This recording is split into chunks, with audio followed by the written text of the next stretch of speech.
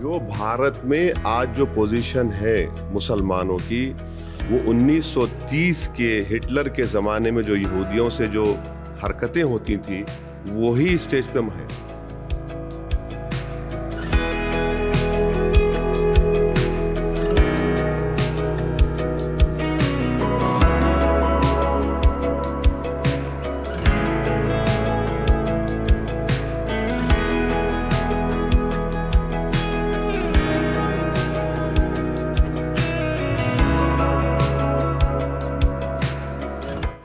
जो भारत में आज जो पोजीशन है मुसलमानों की, वो 1930 के हिटलर के ज़माने में जो यहूदियों से जो हरकतें होती थी वही स्टेज पे हम हैं।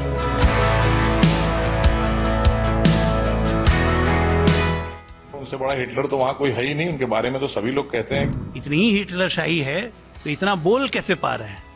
अगर हिटलर शाही होती तो वैसे ही इतना बोल पाते? पहले तो ये खुद से पूछें सवाल। हैदराबाद में अपनी एमिनेंट हार को देख के ओवैसी बौखला गए हैं, रोज कुछ ना कुछ अंड बंड बोल रहे हैं। जिनका नाम असदुद्दीन ओवैसी है, वो नफरत की राजनीति की सबसे बड़े खेती करने वाले इंसान हैं। चुनाव के समय कुछ लोग तुष्टीकरण की राजनीति करते हैं, एक समुदाय तक अपने आप को सीमित कर लेते हैं।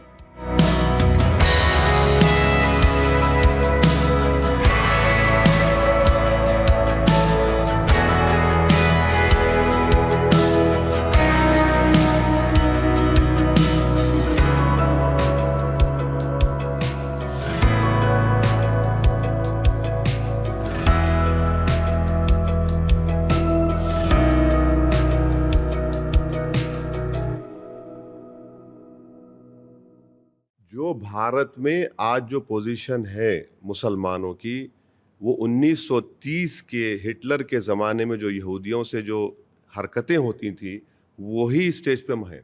मुसलमानों को क्या गैस चेंबर में डाला जा रहा है? गैस चेम्बर नहीं मैडम, गैस चेम्बर आखिरी लिमिट था, आखिरी स्टेप था। क्रिस्टल नाक मूवमेंट हुआ, पिक्चर्स बनना शुरू हुए, हेट स्पीचेस होते रहे, पूरा उसका तरीका है वो जो किया जा रहा है वो बिल्कुल हुआ है।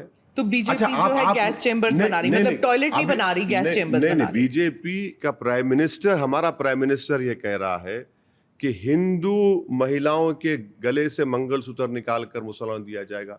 मैं आपके सामने बैठा हूं, मैं घुसपैठी हूं का बताइए। 17 करोड़ मुसलमानों को प्रधानमंत्री घुसपैठी कहते हैं। भाई आप नहीं रहेंगे, मोदी जी नहीं रहेंगे, देश तो रहेगा ना, चुनाव हो जाएगा। आप मुझे कह रहे हैं बच्चे ज्यादा पैदा करते। TFR रेट मुस्लिम महिलाओं का गिरा है, प्रधानमंत्री का खुद सरकार का डेटा है। एक प्राइम मिनिस्टर इलेक्शन जीतने के लिए आप पूरी माइनॉरिटीज को कह रहे हैं घुसपैठी। हिटलर भी यही कहता था, they are not original Germans. अब आप बताइए ये जबान प्राइम मिनिस्टर को जेब देती है क्या? बोलिए।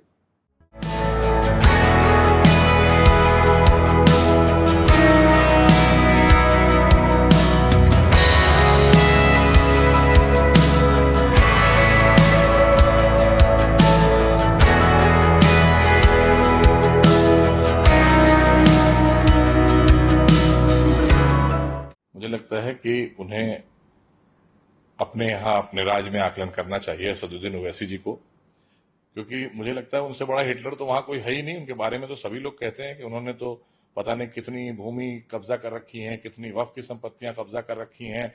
ये किसकी हैं? ये मुसलमानों की तो हैं। तो हिटलर जैसा तो बर्ताव उनका ही है वहां पर। और देश में आज आदरणीय मोदी जी के नेतृत्व में मुस्लिम समाज को जिस तरह से योजनाओं का लाभ मिला और जिस तरह से सबका साथ सबका विकास में सारी योजनाओं का लाभ मिला है, मुझे लगता है ना 60 साल में कांग्रेस के राज्य में मिला होगा, ना किसी भी और राज्यों में मिला होगा। जिस तरह से आज मुसलमानों को मान सम्मान मिल रहा है, मुख्य धारा से जोड़ा जा रहा है, लगातार उनको सम्मान मिल रहा है। लेकिन इस तरह के लोग अनर्गल बयान देकर ये अपनी रोटी सेकने के लिए अपने को एक कहना चाहिए कि मुसलमानों का नेता बनने चले हैं, तो इन्होंने इतने सालों तक सिर्फ लूटने का काम किया मुसलमानों को। तो ये मुसलमानों के नेता तो नहीं बन सकते। अब नहीं बन सकते तो करें क्या? तो ये भी वही तुष्टीकरण की बात करेंगे और हिंदू मुसलमान की बात करेंगे। बार बार आप देखिए, अगर कोई का बात करता है हिंदू मुसलमान की तो असदुद्दीन ओवैसी साहब करते हैं और कोई नहीं करता है।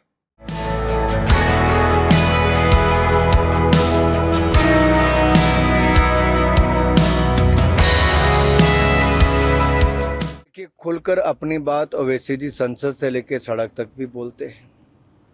ऐसे ही हर नेता जिसका अवसर मिलता है, आम जनमानस, वो भारत के लोकतंत्र में यही सबसे बड़ी ताकत है कि हर कोई अपनी बात खुलकर कहता है, प्रश्न भी पूछता है।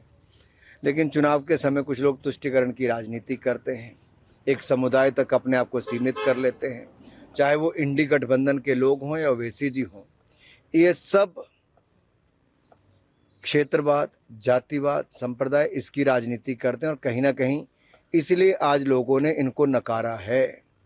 और जो सबका साथ सबका विकास इसी मूल मंत्र के साथ काम करते हैं मोदी जी, उनको सबने स्वीकारा है। और मैं ओवैसी जी को इतना कहना चाहता हूँ, ट्रिपल तलाक से निजात दिलाने के लिए जब मोदी सरकार कानून लाए तो कहाँ थे वो? 33% आरक्षण नारी शक्ति को देने का बात की तो कहाँ थे ओवैसी जी? और क्या उनका रुख था? क्या वो मुस्लिम महिलाओं के लिए भी, जब ये 2 सशक्तिकरण के काम मोदी सरकार ने किए, तब सो कॉल्ड जो मर्दानगी दिखाने वाली बात, जो बड़े बड़ी बातें करने वाले लोग हैं, उनका विरोध क्यों करते रहे? आज सवाल ये खड़ा होता है, महिलाओं का सशक्तिकरण, उनका महिला नेतृत्व विकास किसने किया? तो मोदी सरकार ने किया। आज सेनाओं में 10,500 से ज़्यादा महिलाएं हैं, सबसे ज़्यादा वुमेन पायलट्स हमारे पास हैं, हमारे हर क्षेत्र में भारत की राष्ट्रपति महिला है। और एक विपक्षी गठबंधन के लोग तो राष्ट्रपति जी के बारे में भी जो अभद्र टिप्पणी करते रहे, उससे इनकी मानसिकता दिखती है कि ये लोग ना महिलाओं को मान सम्मान दे पाए और ना ही आज दे पाएंगे। ये केवल तुष्टीकरण की राजनीति करते हैं। और अब तो देश की जनता ने विकास का स्वाद चख लिया है, चाहे मुस्लिम समुदाय भी हो, उन्होंने विकास देखा है क्या होता है। और मोदी जी के विकास के साथ भारतीय जनता पार्टी के साथ खड़े रहेंगे।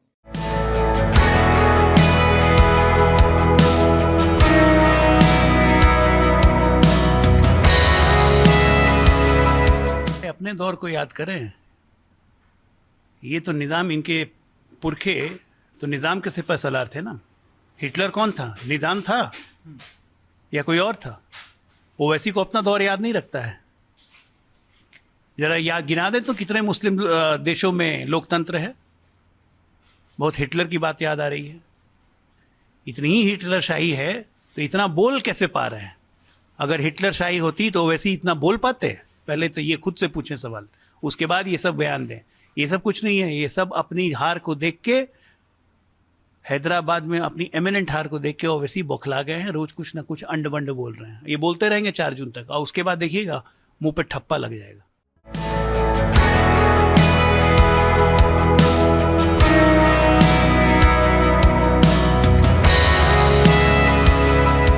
का नाम असदुद्दीन ओवैसी है। वो नफरत की राजनीति की सबसे बड़े खेती करने वाले इंसान हैं। वो राजनीति में भी बिना धर्म के ना उनकी सुबह होती है, ना शाम होती है, ना रात बीतती है। अगर वो धर्म का तड़का नहीं लगाएंगे तो उनकी राजनीति में या उनके वोट बैंक में बढ़ोतरी नहीं होगी। वो डे बाय डे घटते जा रहे हैं, हताश हैं, निराश हैं। वो हिटलर और यहूदी से मुसलमानों को कंपेयर करना, एक तरीके से मुसलमानों के मुंह पे तमाचा मारना है। मैं तो मुस्लिम कौम से पूछना चाहता हूँ कि आपको इस तरह की बात करके, आपके बीच में रह के असदुद्दीन ओवैसी, किस तरीके से आप इनसे सवाल नहीं करते? आपको इनसे सवाल करना चाहिए कि बार बार मुस्लिम कौम को क्यों कटघरे में खड़ा करते हैं। हम यहाँ पे पूरे दुनिया में अगर कहीं सबसे ज़्यादा इज्जत मुसलमानों को मिलती है तो वो भारत है। सबसे बेहतरीन सुरक्षा के लिए अगर कोई देश है असदुद्दीन ओवैसी साहब मुसलमानों के लिए, तो वो भारत है। सबसे बेहतरीन अगर कोई इंसान है, कोई दोस्त है, कोई बड़ा भाई है, तो वो हिंदू भाई है। ये उनको समझ में जब आ जाएगी, वो नफरत की राजनीति छोड़ देंगे।